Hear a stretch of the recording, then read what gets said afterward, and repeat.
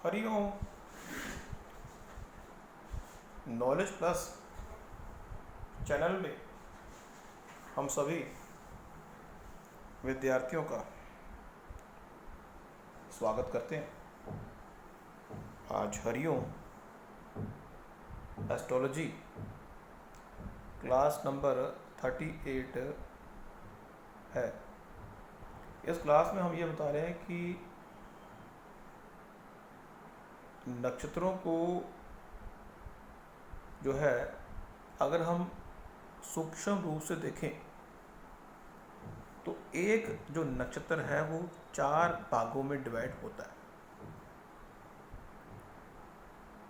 एक जो नक्षत्र है वो उसके 4 होते हैं चरण, जिनको हम 4 पद के रूप में भी कहते हैं। तो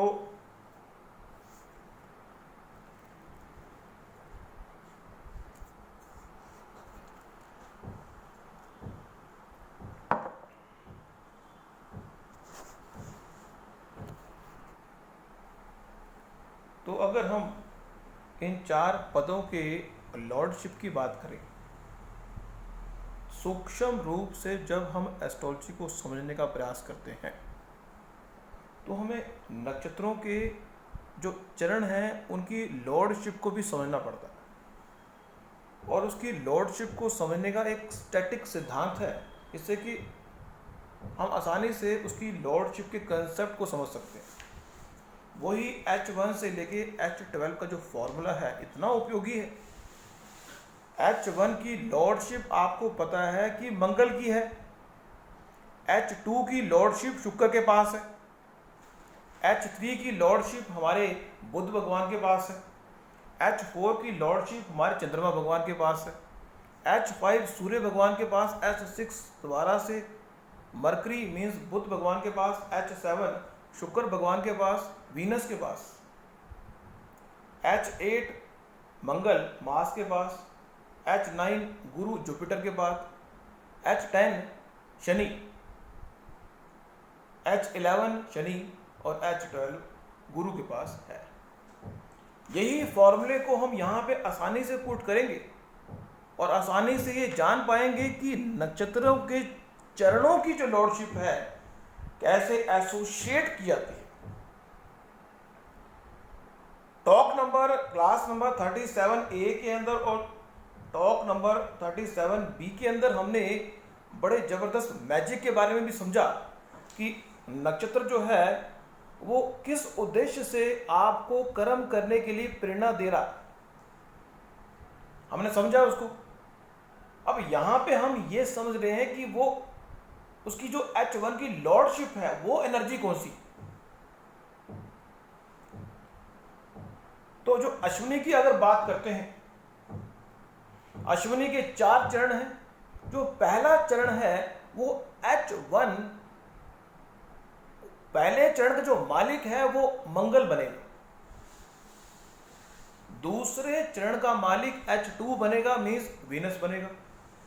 तीसरे चरण का मालिक बनेगा बुध H3 के रूप में और चौथे चरण का मालिक बनेगा चंद्रमा। बात क्लियर है। हमने फिर दूसरे जो नक्षत्र है उसको पकड़ना है, वो है भरणी। भरणी का जो पहला चरण है वो H5 द्वारा मीन्स भरणी का पहला चरण जो है वो सूर्य भगवान द्वारा कंट्रोल हो रहा है। भरणी का दूसरा जो चरण है वो बुध भगवान द्वारा कंट्रोल हो रहा है। भरणी का जो तीसरा चरण है वो शुक्र भगवान द्वारा कंट्रोल हो रहा है, जो कि H7 के रूप में। और भरणी का जो चौथा चरण है वो मंगल भगवान द्वारा कंट्रोल हो रहा है, क्योंकि H4 है। फिर हम कृतिका में पहुंच गए। कृतिका जो पहला चरण है वो H9 के लॉर्ड द्वारा कंट्रोल होगा। कृतिका का दूसरा जो चरण है H10 के शनि भगवान द्वारा कंट्रोल होगा। कृतिका का चौथा जो चरण है वो शनि के चौथे H11 शनि के द्वारा कंट्रोल होगा। और कृतिका का जो 4th चरण है वो हमारे गुरु भगवान द्वारा, जो कि H12 का मालिक है, उसके द्वारा कंट्रोल होगा। ये हमने 3 नक्षत्रों के ऊपर इसका फोकस किया और आपको ये बात अच्छी तरह से समझ आ चुकी होगी। तो आप अगर इसकी एक्सरसाइज करना चाहें तो कर सकते हैं। यहां के बाद हमने जो बात बतानी है वो हमने रिपीट करनी है, लेकिन फिर भी जो सुनना चाहें सुन लें। वो है रोहिणी। रोहिणी के पहला जो चरण है वो H1, H2, H3, H4। फिर रोहिणी के बाद जो नक्षत्र आता है हमारा, कौन सा आता है रोहिणी के बाद? वो है मृगशिरा, H5 से H8। फिर है आद्रा, H9 से H12। फिर है पुनर्वसु, H1 से H4। फिर है पुष्य, H5 से H8। फिर है अश्लेषा, H9 से H12। 9 नक्षत्रों को हमने इस तरह से अपने H1 से लेके H12 के चक्रव्यूह में फिट कर दिया।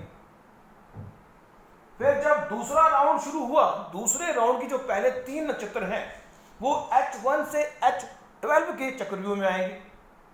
दूसरे राउंड के जो अगले 3 नक्षत्र हैं वो H1 से H12 के चक्रव्यूह में आएंगे। इस तरह से आप ये बात समझ पाएंगे। फिर भी जिन विद्यार्थियों को बात समझ में नहीं आई तो निश्चित रूप से उनको H1 के कंसेप्ट को क्लियर उनका नहीं है, उनको पिछली टॉक को थोड़ा सुनना पड़ेगा। लेकिन फिर भी हम आपको बता दें कि H1 जो नए विद्यार्थी हैं उनको बता दें, H1 से H12 एक प्रकार की एनवायरनमेंट की एनर्जी है और H1 की जो लॉर्डशिप है वो एक राशि के रूप से होती है। H1 क्या है? एक मेष राशि है। H2 क्या है? वो टोरस राशि है। H3 क्या है? वो मिथुन राशि है। H4 क्या है? वो कर्क राशि है। H5 क्या है? वो सिंह राशि है। H6 क्या है? वो कन्या राशि है।